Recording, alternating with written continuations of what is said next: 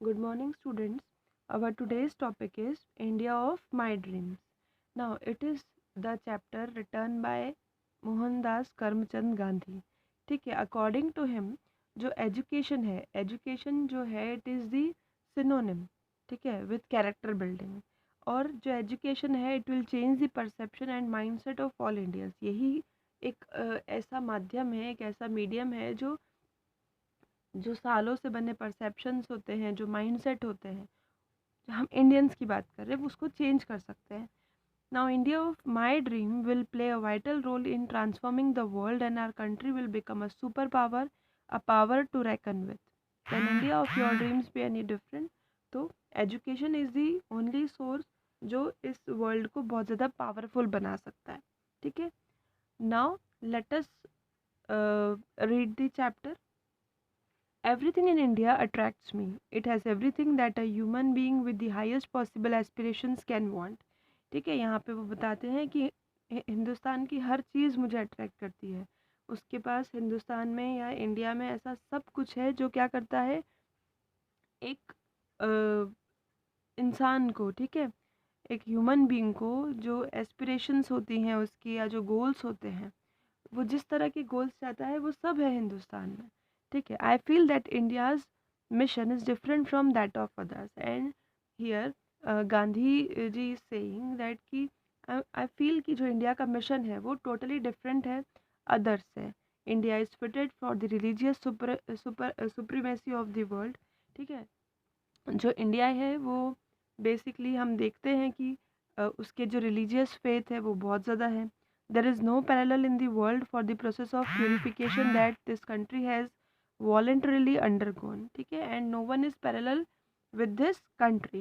India is less in need of steel weapons. It has fought with divine weapons. It can still do so.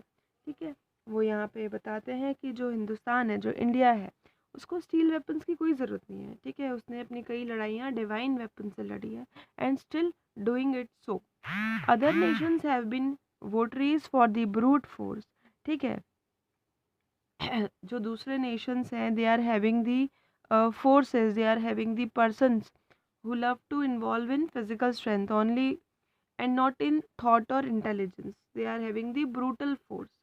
India can will all by soul force, but India जो है उसने अपने लड़ाइयाँ दिल से जीती हैं। ठीक है, history supplies numerous instances to prove that brute force is nothing before soul force.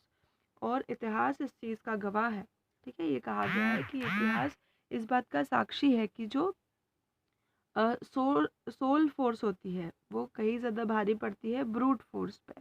Poets have sung about it and seers have described their experiences. कई सारे गीतों में हमने देखा है कि हिंदुस्तान का जो गीत है, हिंदुस्तान के बारे में बहुत सारे साहित्यकारों ने लिखा है, बहुत सारे लेखकों ने लिखा है। ठीक है, बहुत सारे संगीतकारों ने लिखा है। I shall work for an India in which the poorest shall feel that it is their country in whose making they have an effective voice and India in which there shall be no high class and no low class of people, and India in which all communities shall live in perfect harmony। तो यहाँ पे जो गांधी जी हैं वो ये कहते हैं कि जो मेरे सपनों का जो हिंदुस्तान है, मेरे सपनों का जो इंडिया है, इट इज़ दैट इन विच यहाँ पे कोई हाई क्लास कोई लो क्लास नहीं होगा। सारी communities they live in perfect harmony, means they will live in state of peaceful existence with mutual understanding. There can be no room in such an India for the curse of untouchability of the or the curse of the intoxicating drinks and drugs. तो ऐसा मेरे सपनों के हिंदुस्तान में, मेरे सपनों के India में ऐसी कोई जगह नहीं होगी जहाँ पे अनटचेबिलिटी वाली बात है कि भेदभाव हो, छूत छात हो। Women will enjoy the same rights as men and in my India इन उसमें जो जितनी भी वुमेन्स होती हैं, जितनी भी स्त्री वर्ग होता है, they all will enjoy the same rights as men. जैसे पुरुषों को अधिकार दिए जाते हैं वैसे ही अधिकार औरतों को भी दिए जाएंगे। Since we shall be at peace with all the rest of the world neither exploiting nor being exploited we should have the same we should have the smallest army imaginable, ठीक है। तो वो कहते हैं कि सिंस जो हम लोग ना किसी को एक्सप्लॉइट करते हैं, we live in perfect peace, ठीक है, ना किसी को एक्सप्लॉइट करते हैं ना किसी से एक्सप्लॉइट होते हैं, तो वी शुड हैव इसी के कारण we should have the smallest army, all interest not in conflict with the interest of the dumb millions with scrupulously respected whether foreign or indigenous। तो वो यहाँ कहते हैं कि each and every person should be respected at equal level। Personally I hate distinction between foreign and indigenous, ठीक है। वो कहते हैं कि पर्सनली अगर मैं कहूँ कि I am totally against against in the distinction between the foreign and indigenous। indigenous means जो locals होते हैं।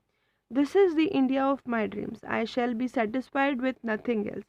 and in this way he is describing the India of his dreams, that is Gandhi ji कह रहे हैं।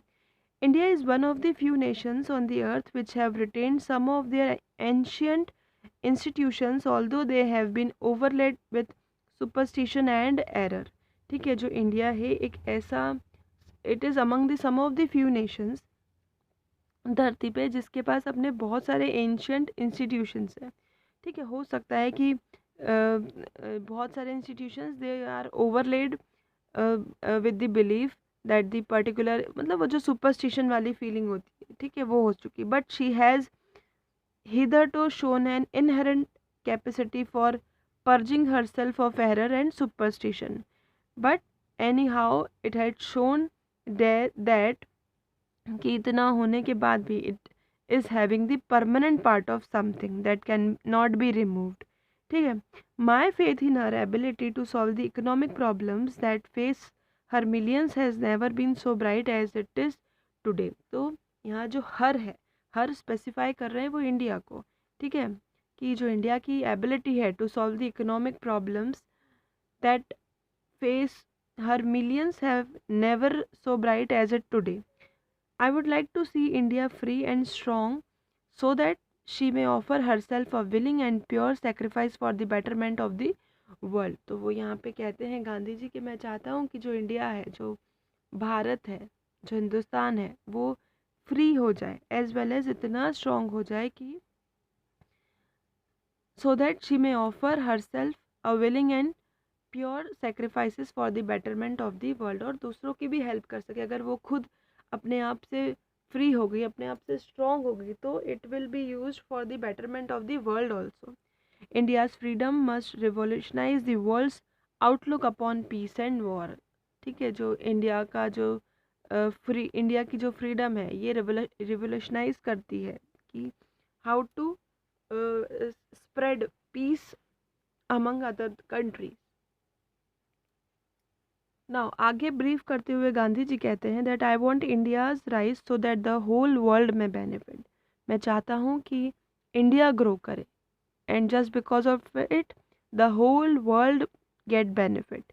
आई do not want India to rise on the ruin of other nations. मतलब मैं ये नहीं चाहता कि किसी देश को मिटा कर हम आगे बढ़े। If India was strong and able, India would send out to the world her treasures of art and healthy giving spice, but will refuse to send our opium and intoxicating liquors, although the traffic may bring much material benefit to India।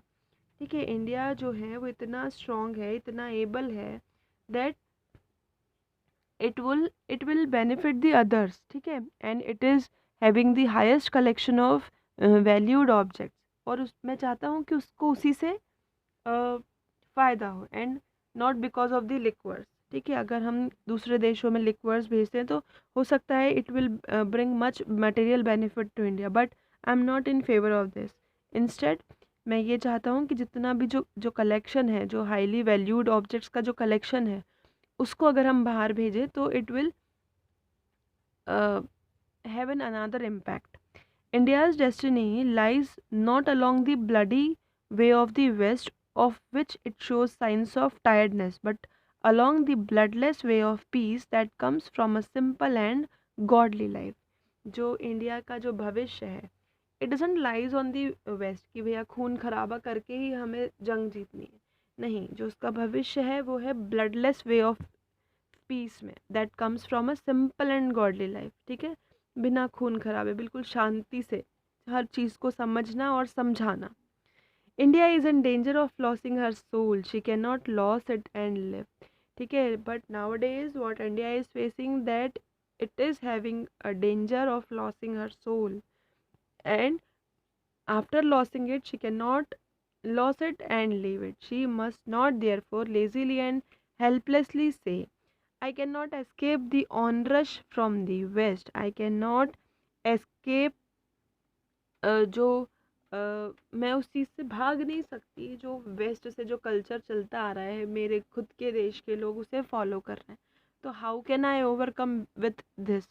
She must be strong enough to resist it for her own sake and that of the world. But यहाँ जो गांधी जी कहते हैं, ठीक है, यहाँ जो India है, India को एक ह्यूमन बीइंग की तरह ट्रीट किया हुआ है। ठीक है, तो उन्होंने ये कहा कि but she must be strong, जो इंडिया है उसको स्ट्रॉन्ग होना पड़ेगा, एंड फॉर हर ओन सेक, अपनी ही भलाई के लिए, and that of the world also, खुद की भलाई एज वेल एज जो दुनिया है, दे बाकी जो पूरा विश्व है उसकी भलाई के लिए।